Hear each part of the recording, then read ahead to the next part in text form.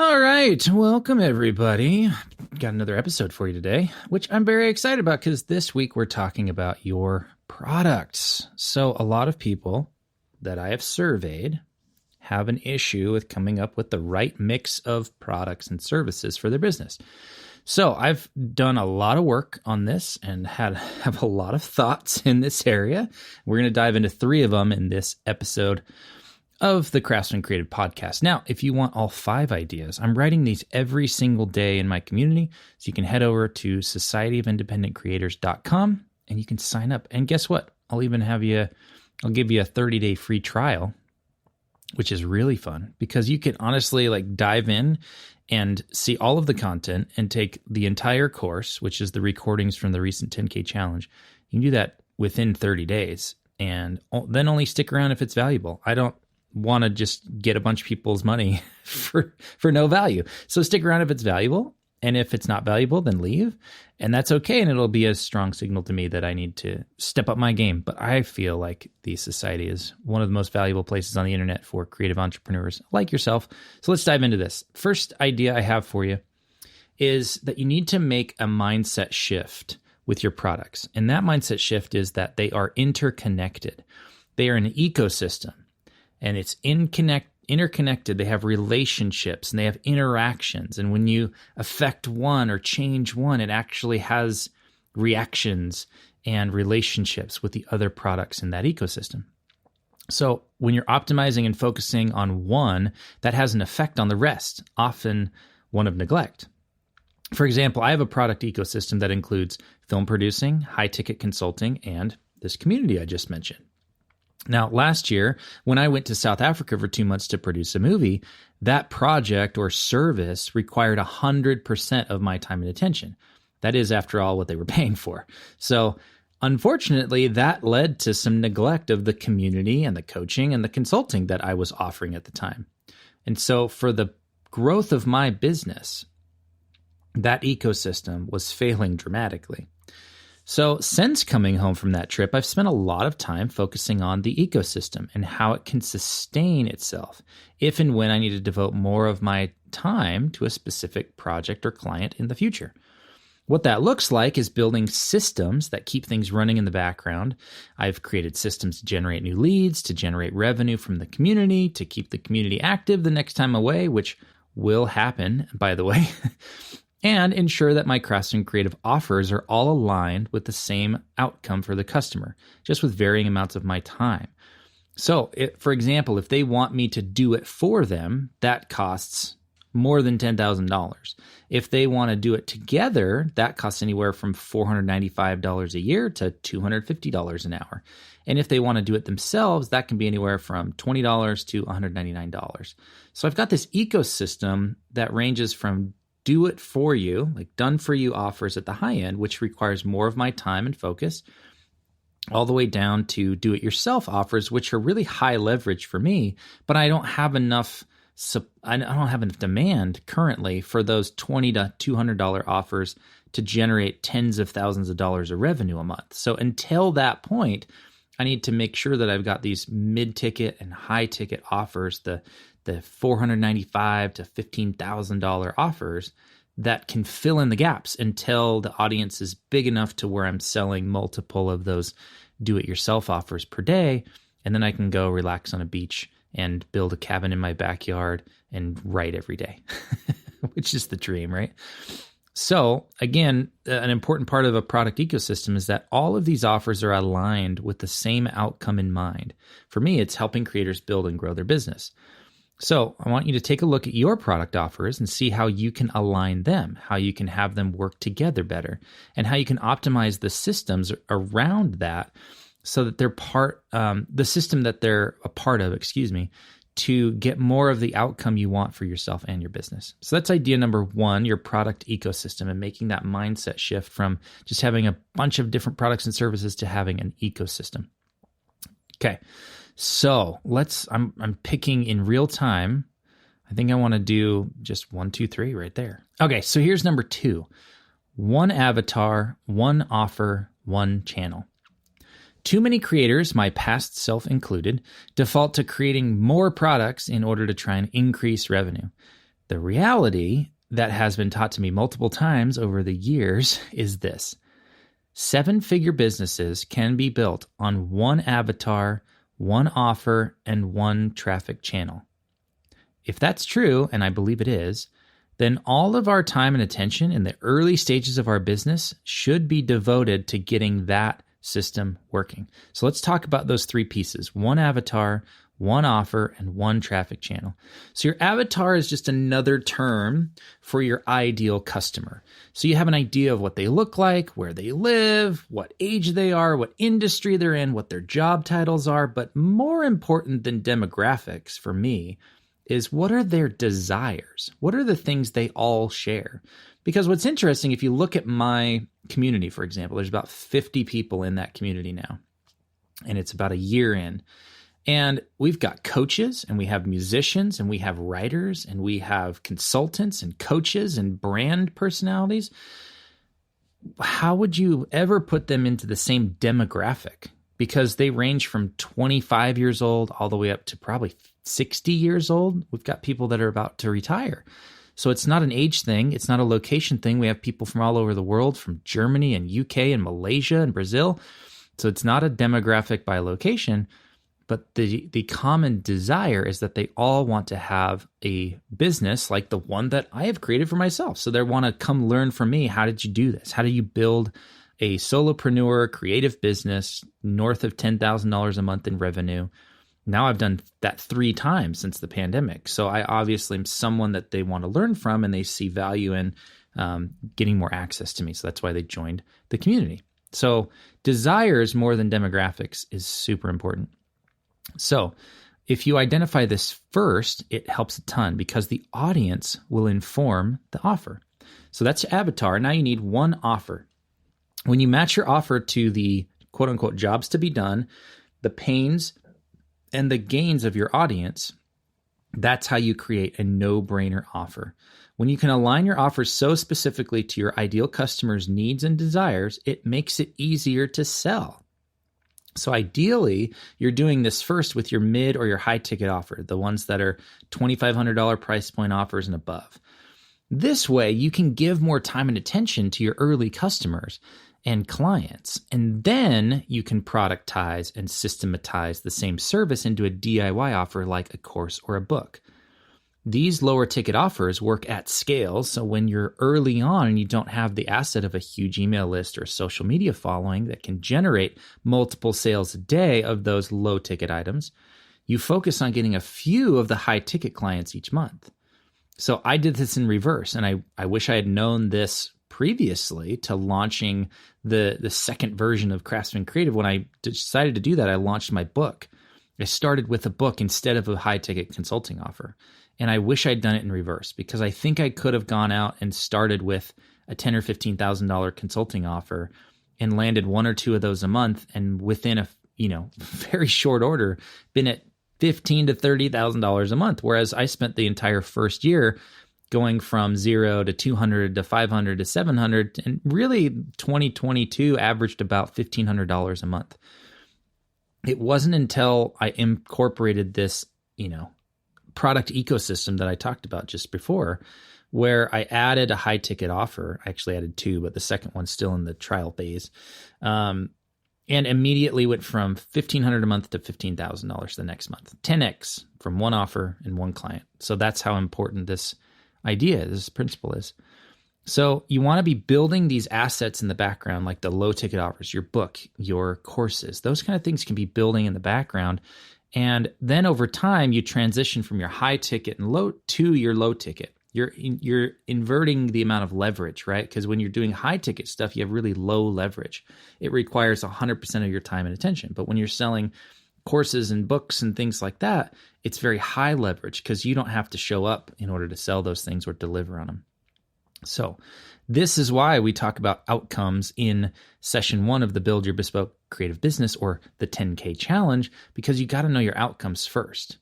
Those outcomes inform how many clients you need each month. So you might need 4, you might need 2, you might need 1, you might need 20, but you don't know until you decide and determine for your business what is the ultimate outcome. Are you trying to get to $3,500 a month, $5,000, $7,000, $10,000, $30,000, $100,000. Like those are very different outcomes from $3,500 to $30,000.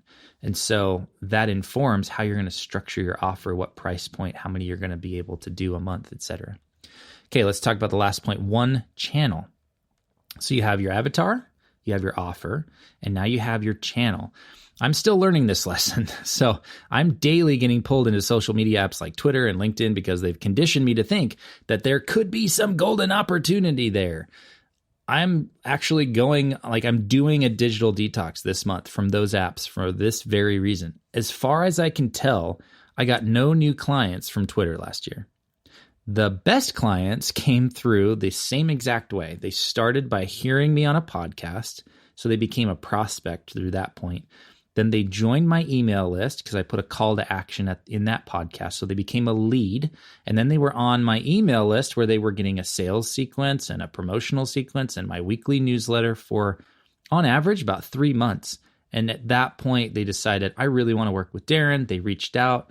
We set up a call and they became a client. So podcast, email list, sales sequence, client. So understanding how customers happen in your business is essential to identifying the one channel that you will use to generate leads.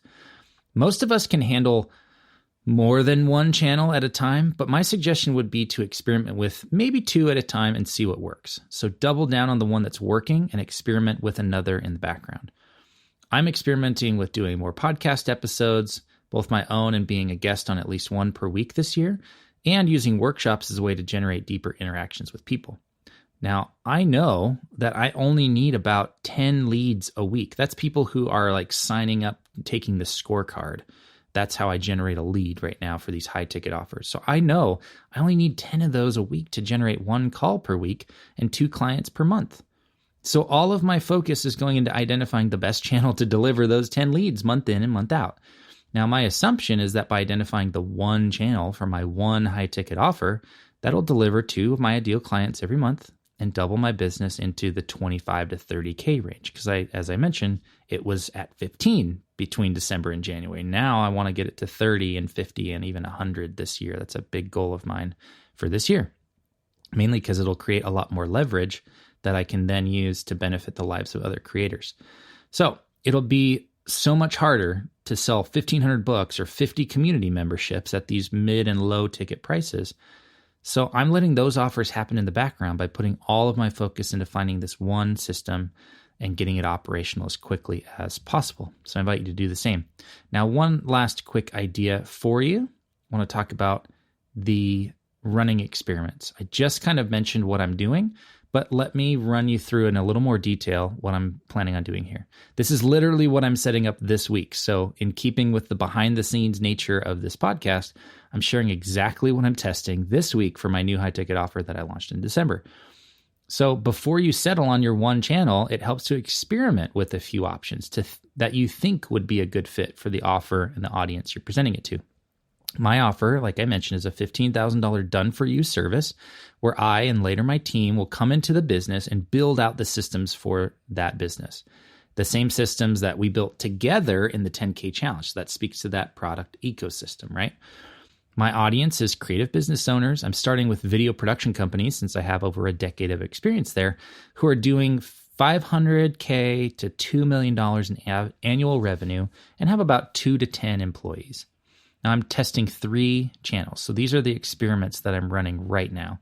Number 1 is email outreach. I've set up an email system where I spend about an hour a day using an app called Seamless.ai, and I put a link in the show notes there, to research 30 companies, which is basically 1 page of search results per day. My initial search came back with 3,000 companies, so that'll keep me busy for 100 days or 20 weeks, so that's pretty good. And then I can always expand to another industry or another search, right? Yesterday, for example, I spent an hour researching and came out with 11 solid companies that I think would be a good fit for this offer. I then put those leads into my automated email campaign that sends out emails every day. The call to action is take the free scorecard, and then I will look at your results and give you some feedback.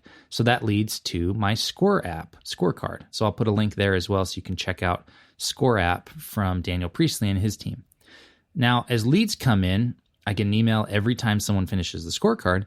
I can dive into their results and then quickly send a personalized email with an offer to get on a discovery call and walk through some strategies that will help them grow their business. Now, these strategy calls, I normally charge $500 for a 90-minute call, but I'm offering them for free because I'm fairly confident that at least with these initial, 10, 20, 30 leads that I will get on a call, I'm probably going to be able to close about 10 of them. And honestly, I only need about, 15 clients this year. Maybe 10 is fine. Like, I don't need a ton. I'd be totally okay with 15 or 20 at the high end and maybe at 10 because I'm planning on doing 1 or 2 more movies this year and I won't have time to do 10 clients. So if they're not ready to become a client, then they'll still get my welcome sequence and my sales sequence. And ultimately, if they want to try to do it together rather than me do it for them, they can always jump into the community, take the 10K challenge, and see how this product ecosystem starts to work. Okay, so that's number 1. The second experiment I'm running is monthly workshops. I'm revamping the free monthly workshops that I've been doing the last year or so to be more targeted to this audience of creative business owners, not just creative entrepreneurs. So before it was targeting individual creators, but I'm shifting these to help creative business owners, that audience I mentioned earlier, or the avatar I mentioned earlier. So what I'll do is I'll promote the free workshop on social media, mainly LinkedIn, and in my weekly newsletter. And I'm even considering running ads to the event to see if $250 leads to, say, 100 signups. Because the experiment will be to see if I can get 20 people to attend live, 10 people to watch the recording, and get at least 10 scorecard leads from the event. If so, that's likely worth it, even if I'm spending $250 to get those leads. So notice that with experiments, you want to have a very clear outcome that you're testing. You don't want to just see, did it work? Well, you got to define what works means, right? So for me, I'm probably testing too many things. You really want one thing that you're testing. Does running a workshop and spending $250 to get people to sign up, does that lead to 10 scorecard leads? That's the one metric that I'm going to measure. Okay, that's it. Does a workshop lead to 10 scorecard leads? And if I get 2, then I can say, well, okay, how many people showed up? Could I increase that number and would it be the same conversion rate? So I could run it again in 2 weeks or a month from now. And then I could think about, well, maybe if I did a partner workshop, maybe I invite someone else and they bring their audience and I bring mine and we share the leads, maybe that works. Okay. So I want to see if I can get 10 leads from one event. That's really the experiment there. Now the third one, and I'll do it quickly because we're getting a little bit long-winded today. I apologize. But the third one is podcasts. And like I mentioned, my best coaching and consulting clients from last year came from podcasts. So I'm doubling down to get on 1 podcast per week with shows that have my target audience as their listeners. So if you're listening to this and you know of any shows that you think would be a good fit, let me know, please. I would happily hop on other people's podcasts. Again, I don't even care if they have 10 or 50 or 100 listeners. That's valuable, right? So getting on 1 a week, you never know. Perfect example, I was on a Twitter space 2 weeks ago with this gal that I met. She lives in Ukraine or Russia. Her name's Ilsa. And we probably had 6 people live on the Twitter spaces that we did together. And it was awesome. She had really great questions and it was a good conversation. And one of those people that was listening reached out and said, hey, I heard you on this space. I was in the room, and I would love to see if you want to come on a new podcast that he's doing with Sellfy. Sellfy? I think it's Sellfy. Sellfy. I've used Sellfy in the past, not as a seller, but as a buyer. I've purchased, I think it was lookup tables, LUTs for video cameras years ago when I was doing a lot of editing and stuff. Anyway, they're launching a podcast to like many, many, many, many people. They have an email list of hundreds of thousands of people that they're launching this to. I hope I'm not spoiling a big announcement of theirs, but not that many people listen to this podcast yet, so maybe I'm safe. But they're launching this to tens of thousands, maybe hundreds of thousands of people. They might get thousands of people listening to this podcast, and I'm one of their very first episodes, all because I did a podcast or a conversation on Twitter for 6 people. So that's pretty cool. That's why I want to get on a podcast a week, because you never know. The serendipity of podcasts and Twitter spaces is pretty incredible. So the goal with all of these is to track results for the month of February and then assess them. Which experiments worked? Which channels are providing the most high quality leads? How much effort did it cost how much effort or cost did it take to get those leads? That decision will then shift this from a project to a background task in March or April, where I'll keep doing the things that work and drop the ones that don't. So that's how to run experiments for your products, right? Okay. Amazing. That's how it all works, folks. Thank you for listening today. If I've got this new thing that's really cool. So if you are listening to this, first of all, thank you. And second of all, if you have a question you would like to ask me, well, guess what? Go over to podcast.craftsmancreative.co. And there's a new link that says leave a voicemail or ask a question. I forget what I titled it, but it's a little green link that says you can leave a voicemail. It'll take you to this cool page. I found the same thing that like Cal Newport and Seth Godin are using for their podcast. And I really want to integrate listener questions into the podcast. So maybe I'll drop to 2 ideas and 1 question a week. We'll see. With anything in this creative entrepreneur space, you evolve as you grow. And that's okay. Maybe this will be 3 ideas a week. Maybe it'll shift to 2 a week and 1 question. Who knows? So thank you again for listening. Head over, ask a question. And guess what? I've got a link for you in the show notes. Go to craftsmancreative.scoreapp.com and you can take a scorecard and you can get a free 30-day trial to my community, the Society of Independent Creators. It's going to be awesome. Hope you'll join us there. And you can see the other 2 ideas that I posted this week about your product ecosystem in the community. All right. Thanks for listening. We'll see you next week.